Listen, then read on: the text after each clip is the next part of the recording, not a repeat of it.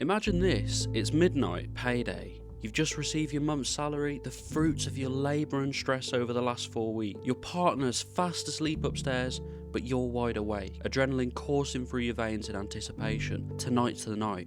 You've been waiting for this and you're gonna win big. Without even leaving the comfort of your sofa, you open up the apps and start hitting the casino. Now it's 2 AM. You still haven't slept. You're spinning the slots on your phone. It doesn't even matter the bet amount. It could be £5 or £5,000. Every time you spin, you get a rush of anticipation. What's going to happen? Before you know it, you're up, and you might just be able to clear the debt hanging around your neck if the next spin goes well. 2:45 AM, you've lost everything. All the winnings have been sucked into the depths of the casino. The excitement is gone. You've never felt more alone, isolated, and angry at yourself. A month's wages gone. How are you going to pay for your rent, put food on the table, or pay off the payday loan that you took last month? Welcome to the world of a problem gambler. Sounds terrible, doesn't it? A bottomless pit of despair. While this might seem like an extreme example, it's worryingly common.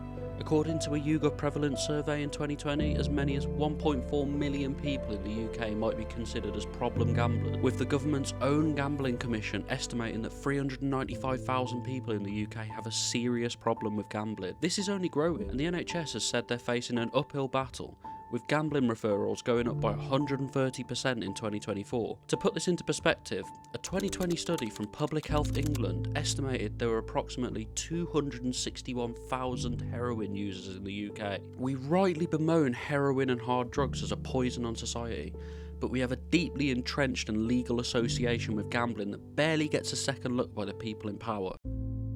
In 2025, gambling really is an inescapable vice. Since the 2005 Gambling Act, we've pursued a policy of having a legal and well-regulated gambling industry. This has resulted in gambling being aggressively advertised in all forms of life, especially during live sports events. For example, here's all the shirt sponsors for Premier League games. This is just the shirt sponsors. This doesn't even touch ground sponsors and adverts played during TV broadcasts. Now let's consider other media. Social media is covered in direct and indirect advertisements. YouTubers frequently push unregulated gambling products onto their young, impressionable audience. Public spaces aren't safe, even memes have been seized by state, and it's impossible to visit any corner shop without seeing more traditional gambling. Seriously, I can't even open my emails without seeing an advert for an industry I can't stand and don't use. It's no surprise then that the gambling industry is one of the UK's highest spenders, with 1.5 billion spent in a year out of the UK's total 40 billion. But it's the way they target users that's particularly insidious.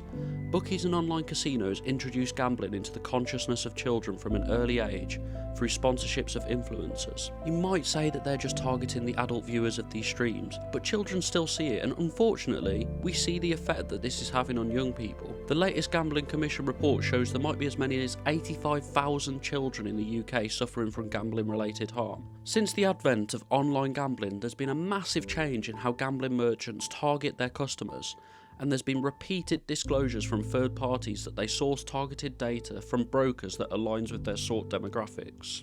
Put it this way, the internet, these troublesome data harvesters and affiliates have given gambling companies the ability to advertise on any characteristic possible. They know what their target audience is. Now, rather than casting a wide net, they can spearfish for those most likely to deposit. This includes the most vulnerable people in society, and even their own customers, which they can clearly see are in the midst of a gambling addiction. One such legal case between Sky Bet and a male called Sam has proved the staggering effectiveness of their targeted adverts and the harm it causes. In person, we see a consistent pattern of gambling companies targeting the lowest income areas of the UK. For example, according to an investigation from the Financial Fairness Trust, 21% of all physical gambling locations are situated in the poorest tenth of the country, with the most affluent areas accounting for only 2% of physical betting shop locations. The latest study published by the Gambling Commission for 2023 into 2024 shows a gross yield for the UK's gambling sector of £15.6 billion. This is a staggering output, and it's growing in almost every area of the sector aside from physical betting shops. This really isn't surprising. Technology was already removing barriers to entry for gambling, and the pandemic has only accelerated this. Since the pandemic, we've seen a 22% decrease in the amount of betting shops, while at the same time a 20.3% increase in the remote casino sector. While our betting behaviour has moved to a seamless process of tapping on our phone screen, the real impact that it has on people's lives and their family has not changed, and if anything has got worse. Aside from the obvious financial damage that gambling causes its patrons, that 15 billion in gross yield is money deposited by users. There's a clear correlation shown in studies between problem gamblers and mental health conditions, and even in rates of suicidal thoughts. 2007 APMS data shows that problem gamblers have elevated rates of self-harm and attempts on their lives. The reading of this study is really eye-opening, and I'll link it in the description, but the most shocking fact is 4.7% of problem gamblers make an unalive attempt in the past year, compared to 0.6% of people who show no signs of gambling harm. The study itself showed an association between problem gambling, suicidal behaviours, and perceived loneliness and isolation.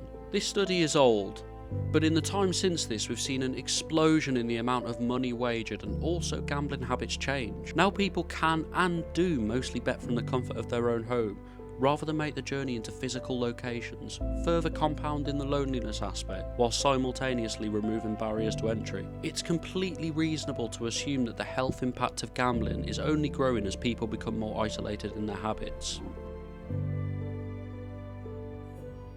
To answer this, we need to rewind to 2005, when the government published a new gambling act supposed to ensure that we had a well-regulated gambling industry. This has not happened.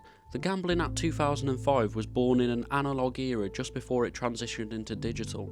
The Gambling Commission that was founded alongside it was at the time, and still is now, completely incompetent and fails to regulate an industry that actively causes harm to many hundreds of thousands of people.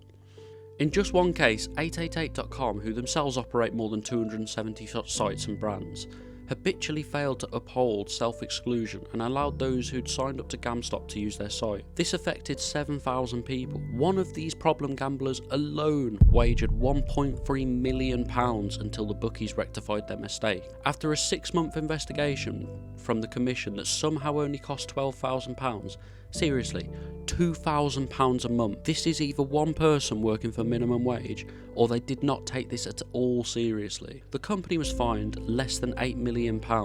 This is a business worth many billions. This isn't a punishment, and shares in 888 rose 5% after the ruling. This toothless enforcement from what should be an impartial agency is lacklustre, embarrassing, and frankly actively enables serious harm to befall those who struggle with gambling. We need to radically overhaul our gambling regulation. Bookies have too much power to bombard us with adverts through every possible medium. We don't allow the advertisement of cigarettes because of the harm they cause. Why do we allow the advertisement of gambling? The first step should be to blanket ban the advertisement of all gambling in the UK. This is including at sports games, this is including online. Physical gambling shops should have plain colours like cigarette packets, with no odds displayed in the window. Next, we need a gambling regulator that takes seriously the harm caused by this industry. Serious mistakes like the 888 one I covered should be punished accordingly, not with a slap on the wrist after a near pointless investigation. More needs to be done to protect vulnerable people. We've seen how spearphishing adverts from gambling companies cause harm. We need to regulate how gambling companies contact their users and incentivise further gambling.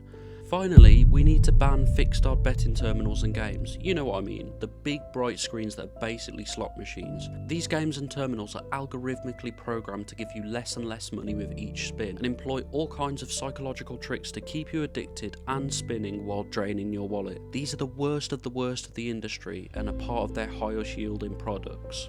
I'm never going to sit here and say that gambling should be illegal.